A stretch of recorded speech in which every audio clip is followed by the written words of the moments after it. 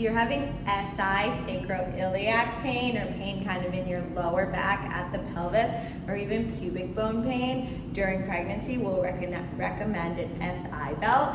We like the Serola Belt. The size is on the box. You can kind of, and there's measurements, so you can look into that online to figure out what size exactly you want to use. But the trick is you want to make sure you're lining it up really, really low at your pelvis. So I find like the back 2 spots of my SI, the bony spots on your pelvis, and then you're gonna line it up with that. Oops.